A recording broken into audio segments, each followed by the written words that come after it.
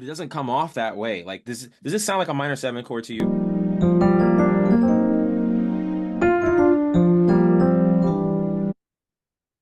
That Yeah. to me, that sounds nothing like a E minor 7 chord.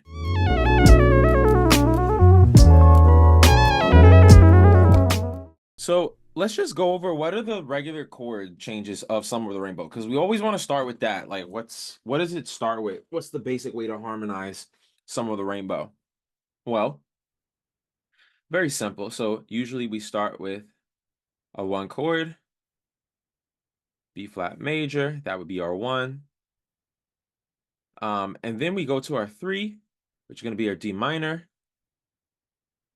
Ba, ba, ba, ba, ba, ba, ba.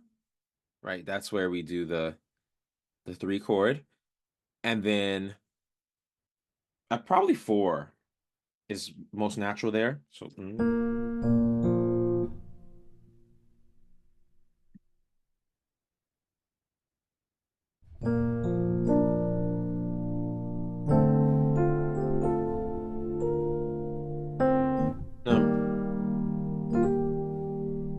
yeah. Well, Alec, maybe before 3 we have a 6, do you think? Yes, that's absolutely possible because it's just a substitute for the 1, right? So boom, we can go. Just don't want that to be pressed.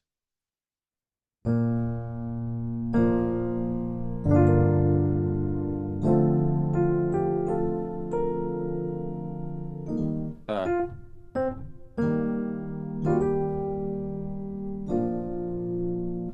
Absolutely. That would have been a nice touch for sure. And it's funny because it's like when you're doing complex voicings, they'll often be the same voicing, right? So you see in the beginning, oh, Adagio Espressivo. Yes, yes, that's probably it. Because I remember myself using that specific patch for sure. I love the Omnisphere strings. They sound so professional.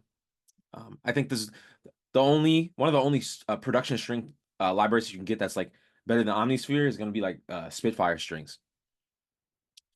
Um, yeah. So, what was I saying? Oh yeah. So well, we'll talk about the relationship of 1 and 6 when I go through the voicings. Um, so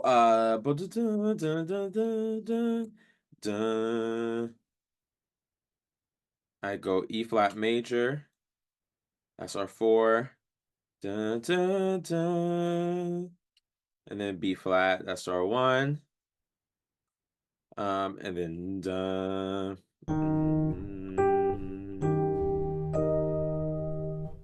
we go to the 4, that's our next phrase.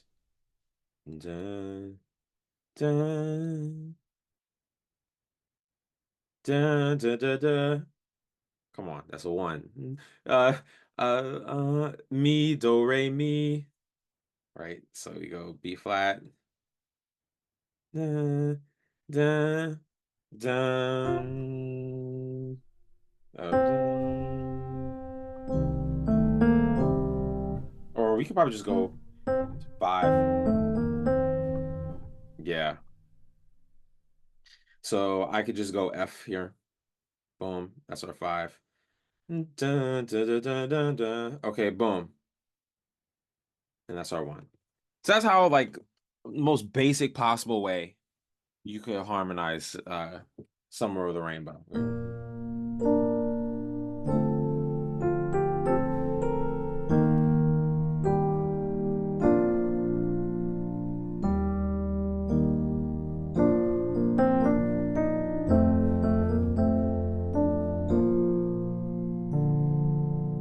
Right? Boom. Dunzo. So let's look at what I am doing here inside of the ad. Okay, play by play. Let's go. Okay, before we even do anything, what am I doing here? Essentially, this is just a B flat major 7, right? I hit the B flat. I play the 3rd, B flat, D. And then I play the second inversion of B flat major 7, right? F, A, B flat, D. You might recognize this shape from A-B voicings, right? Like this is the same shape that I would use for a G minor 9, right? If we put a G in the bass here, this would give us a G minor 9 sound.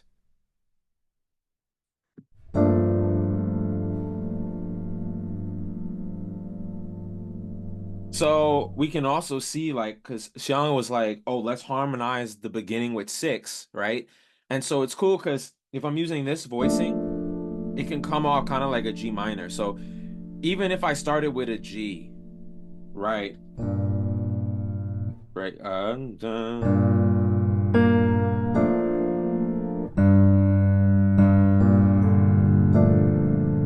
Like that'll give us a G minor 9 kind of sound. So B flat major 7, G minor 9, very similar sounds, just a difference in bass note, really.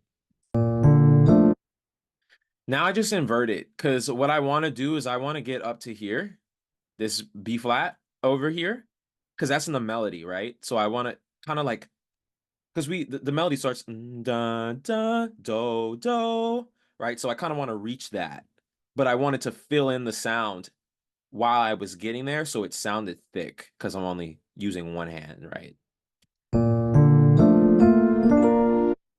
And I had achieved that by the point I reach the voicing of it that has the B flat and the pinky. So we get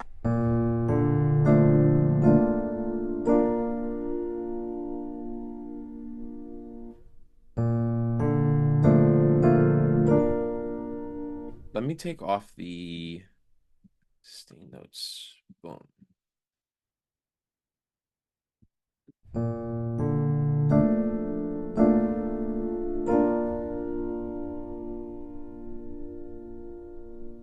That's my first phrase there.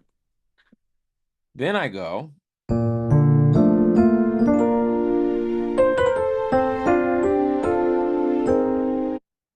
Okay. What's going on there, right? So that's just the melody in the top.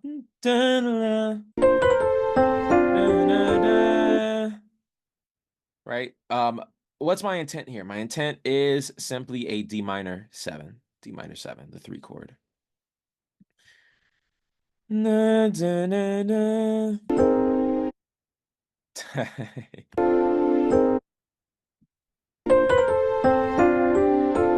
This voice is really simple, right? Because look at it. It's literally a D minor 7 in third inversion. Right? So all together we got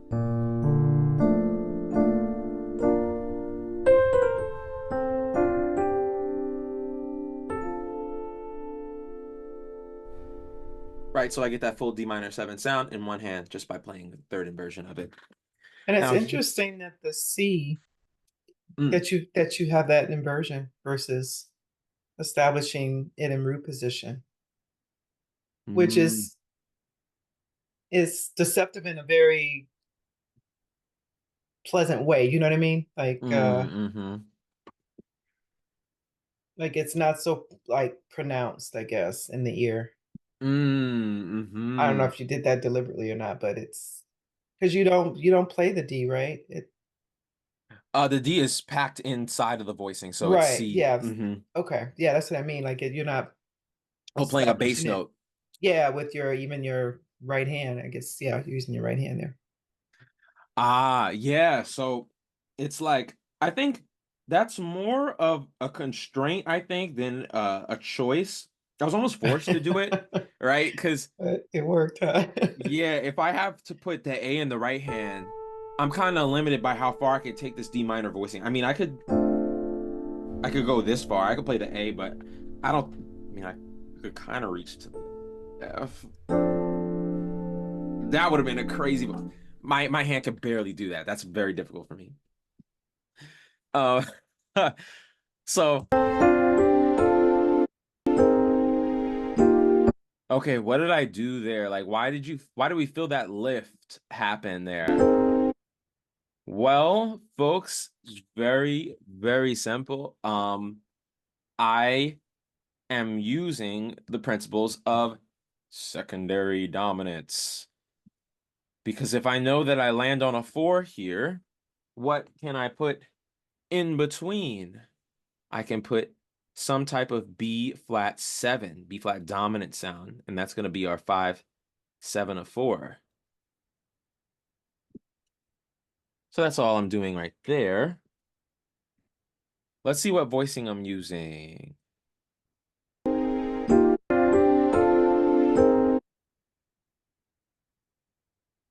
Wow.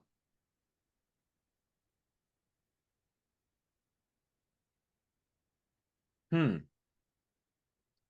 9, 11, flat 7, 1. So this ends up being a sus variation. It almost looks like an A flat add 2, right? Like, look at that. A flat, B flat, C, E flat.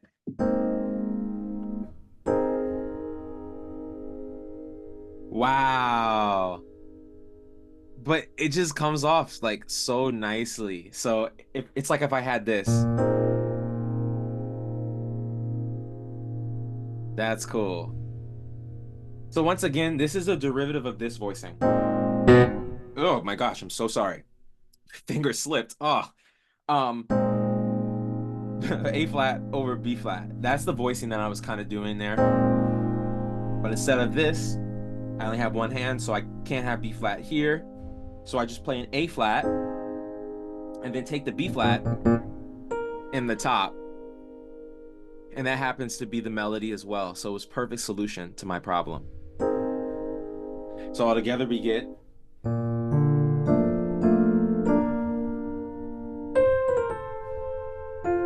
uh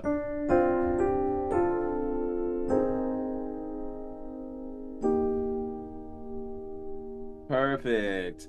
Now, here's the thing. When I hit this E flat, it feels like the next checkpoint. Like, you know, in video games where you have save points, you go through some of the journey, you have another save point. You go through some of the journey, you have another save point. Well, I feel like in harmonic progression, sometimes there are save points. And this is the beginning of a new harmonic phrase to me. And because of that, I wanted to establish it a lot more than just having me just play this. So I ended up going and trying to go and play the bass down there as well while I held the sustain pedal.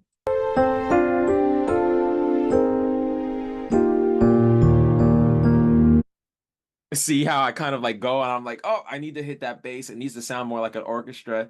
And then I come back up to continue the phrase. So from the beginning, once again.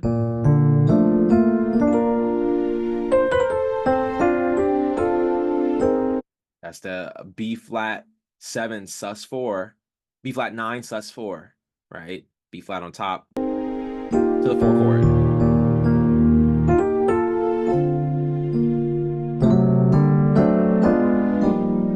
Boom. Okay, so let's look at this. Now we're going to get to what I personally think is the absolute best voicing in this song, which is that right there. That right there is my favorite, one of my favorite voicings ever. And I was like, I had the sound of it in my head, and I was like, I need that sound like that Keith Jarrett, like suspended 3-chord type of sound, or suspended 1/3 kind of sound. But I was like, however will I do that? Like, that's hard to do with one hand. So I tried to figure out a solution for it. But it required me to play a 10th. So the chord that I'm trying to do here, right? Because this is what we see, like two-handed, right? We have like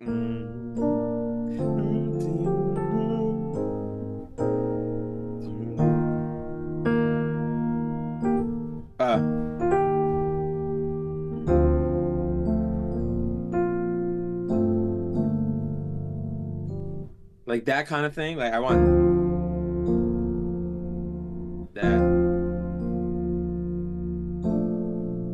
that kind of sound, right? So I was like, how do I do it with one hand? So I'm like, what needs to be in the top? So we got. And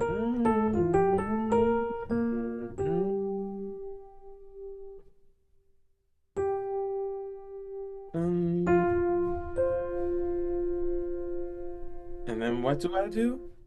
Hold on.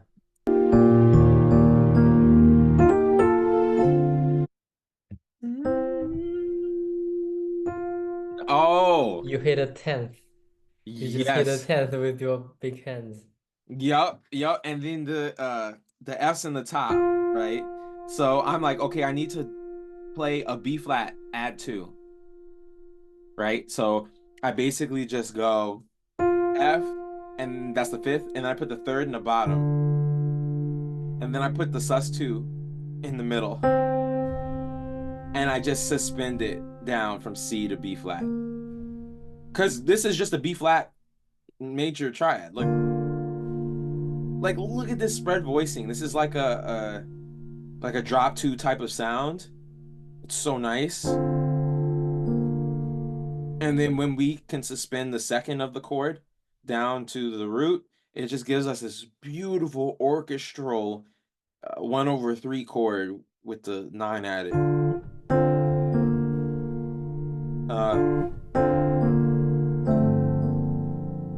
So pretty. Um, yeah. So this is, I feel like that's the voicing that ties everything together and makes it sound kind of like an orchestra. Um, yeah. So nice.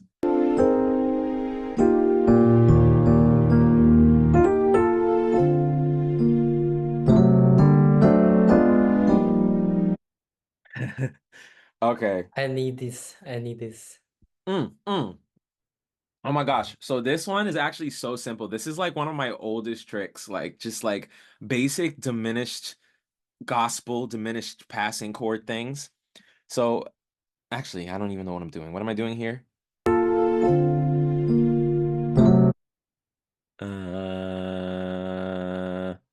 Okay, I see. Uh, uh, uh, would this be a diminished chord? It's dun. So go to a 4 chord.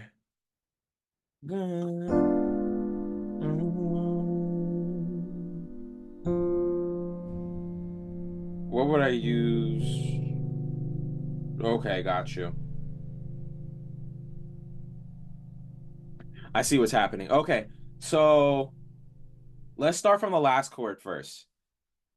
The last chord I'm playing is A flat diminished 7. And then I go to an E flat triad, right? So the reason behind this is very, very simple. What secondary dominant comes before E flat? It would be B flat 7, right? So how do I get a B flat 7 flat 9?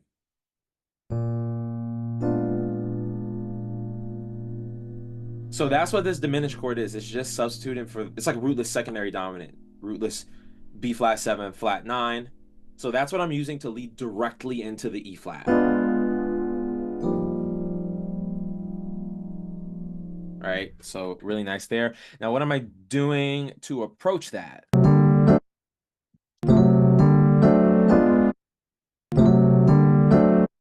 So all that is just going 5-1 on the 6th chord.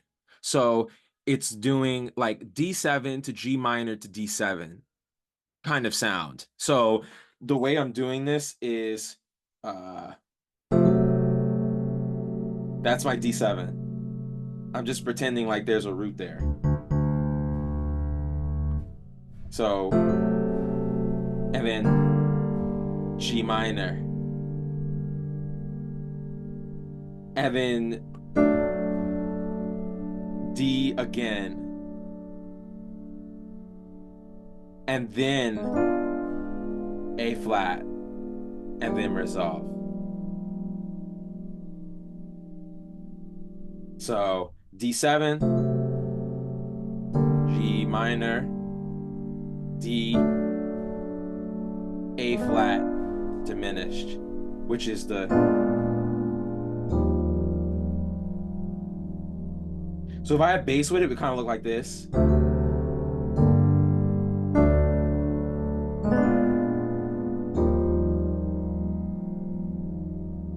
Ooh, that's kind of fire. Um, it was actually kind of hard doing that at full speed, if I'm being honest. In the moment, I remember I'm like, I'm not used to doing this type of movement in the right hand because it was very gospel-esque.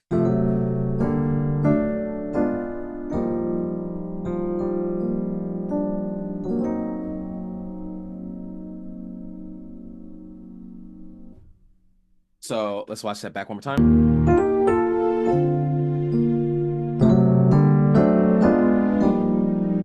Boom, you got that? Cool, cool.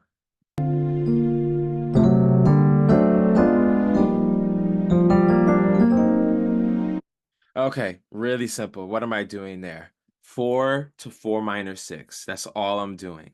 It's like this kind of sound.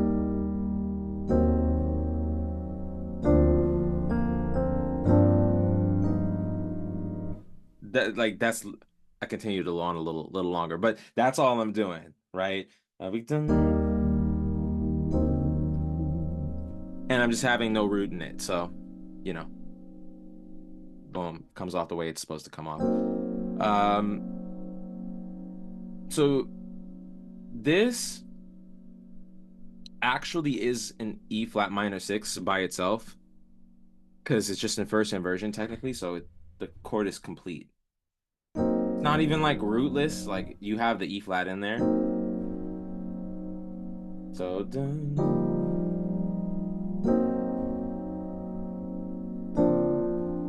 and then resolve that to the 1. So 4, 4 minor 6, 1. It's very common kind of sequence to use.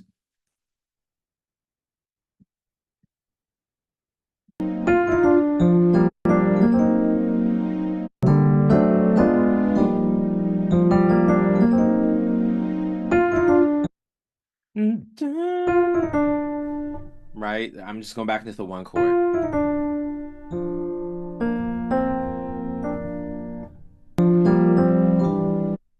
Ooh. Ooh, yeah.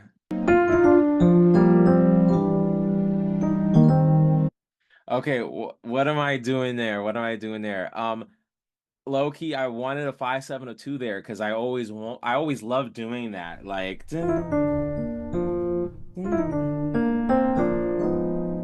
like I wanted that sound.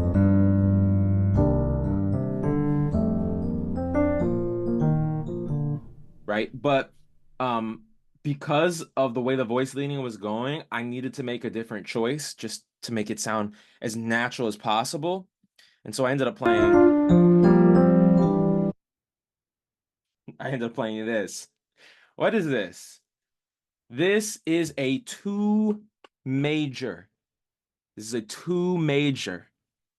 Now, can anyone explain to me why this is 2 major?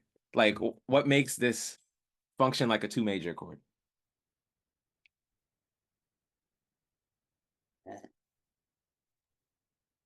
That's this. Is that the C? Is you're playing a C? Can't tell. Mm, it's E, G, and D.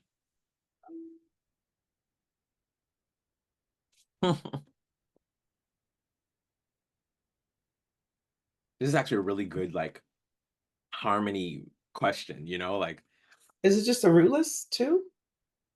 yes. Right? Yeah. Okay. Yep. So C is not in there, but still somehow it manages to sound like a C. So what are the what does this voicing consist of here? If anyone could tell me. 3, 5, and 9. 3, 5, and 9. Yes, exactly. So this ends up just being kind of like a C sus2 or C add 2, sorry, C add 2. So you know how like if you do this is still like a C add 2 sound. E minor 7 over D. I mean, yeah, I guess. Right, but this could also be a C add 2 sound. That's all that's happening here. It's just being spread out, so.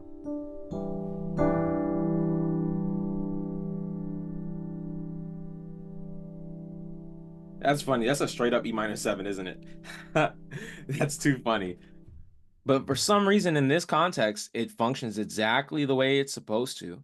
And that's the weird thing about harmony is that if there is a sound that people are used to hearing in a certain place, and you play an ambiguous voicing, the audience or listener in general, even you, are going to hear the intended sound. Maybe not the sound that it looks like is directly there. Because again, this is a E minor 7, right? But it doesn't come off that way. Like this, does this sound like a minor 7 chord to you?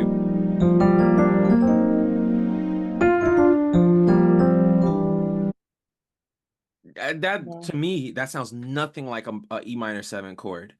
Um, and so because you'll often get like this kind of chord movement where it goes like 4, 4 minor 6, 1, 2 major, right?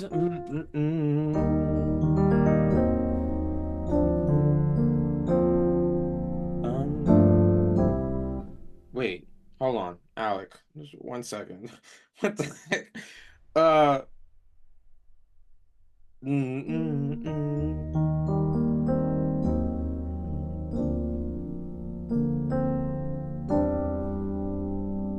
Yeah, this kind of sound, right? This sounds smack like a C major triad in first inversion. So that's what it kind of becomes. Yeah. So boom. It gives us a 2 major sound. What is that? That is like a Lydian kind of sound. Because we have the E, which is the sharp 4 in the key.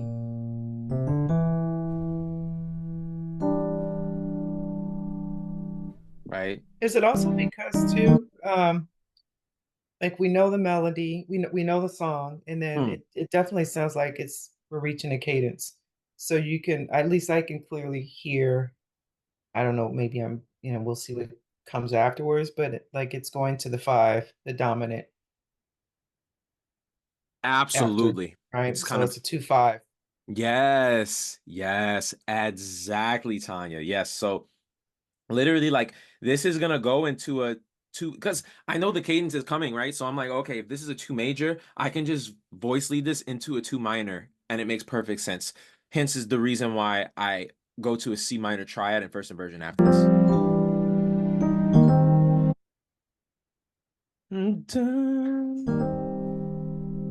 Sample, right? Very simple.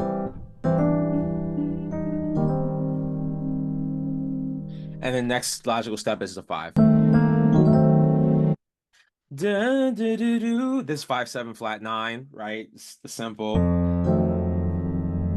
right? F7 flat 9 sound, but with the outer root.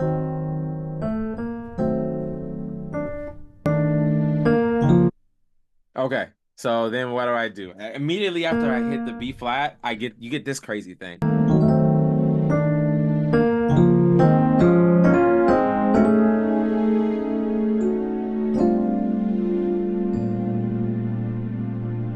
All right, so what the heck is happening there? Simple explanation. This is borrowing from the parallel minor, so B flat minor or D flat.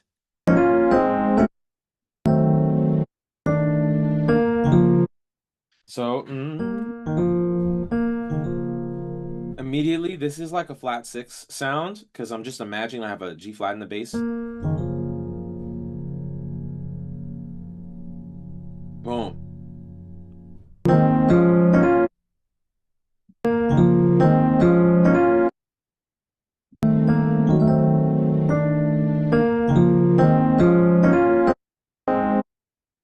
All that is the same chord up to that point.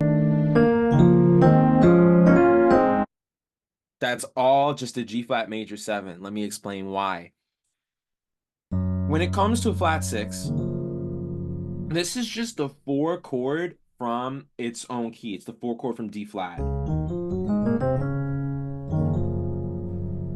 And 4 chords, what can I do with them in terms of triad pairing? I can use the 5 triad in that key. So the A flat major triads, the 2 major upper structure relative to the G flat, right? So that would be an A flat.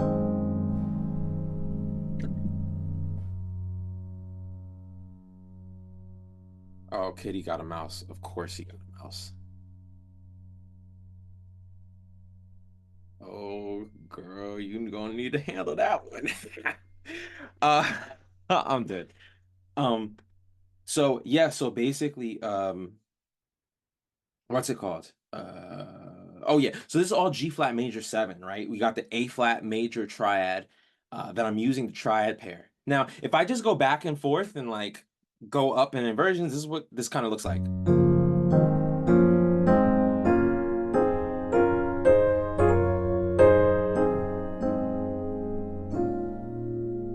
Right? Yes. So why is it the triad pairs versus uh, the modal interchange, where the G flat would be, uh, the major, and then the A flat would be, is it because you don't have well, you do have a seventh, because A flat and the G flat. Is it because the F sharp isn't moving? I was trying to understand why it's triad pairs versus just modal interchange, flat 6, flat 7 to the 1. Oh, got you. I see what you're saying. Because that does make sense, right? Like, it's like,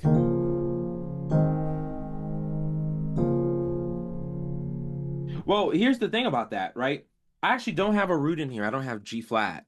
So technically, if you want to look at it very directly without any of the implications, it's literally just a B flat minor triad going to an A flat.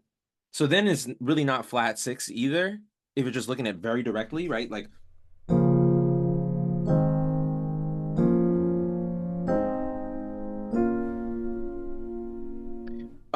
but yes, you can look at it as being uh flat 6 and flat 7, or And I one. only say that because of what you were saying earlier, where my ear is just like, Hmm. I'm just hearing the flat 6, flat 7 to the 1. And maybe that's Mm. what it is. Yeah, no, that's not wrong at all. Like that is a very direct and correct description of what's happening here. Because you could also have the bass move as well.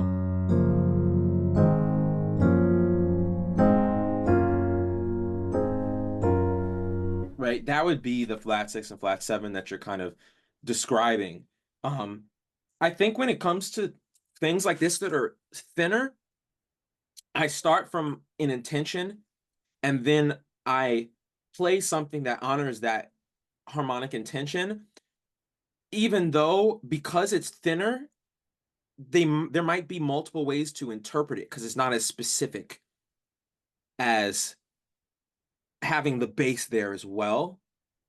Um, but yeah, you're absolutely right. Like your way of seeing it is correct too. Like this can definitely be flat 6, flat 7, flat 6, flat 7, just kind of rotating.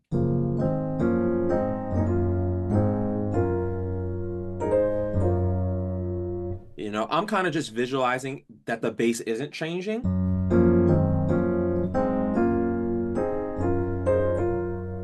It's a very small sonic distinction, I think. But because I don't have bass anyway, both interpretations are correct there. Okay.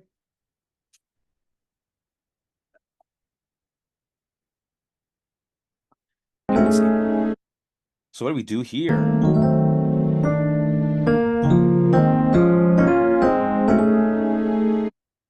Okay. I mean, look at this. This is simple. This is A B voicings right here, right? This is my F, yeah, F7 sharp 9 flat 13, which is simply just a 5 chord. It's F with dark tensions. You know the rule where we can put dark tensions on dominant chords that would naturally have neutral tensions.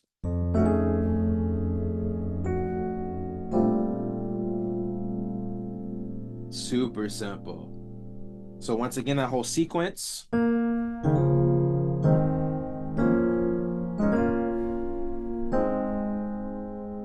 That's all flat 6. And then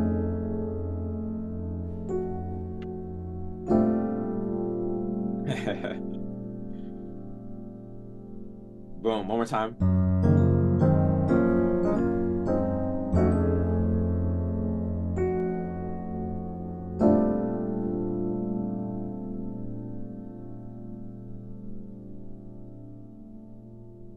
Any questions there with Mhm.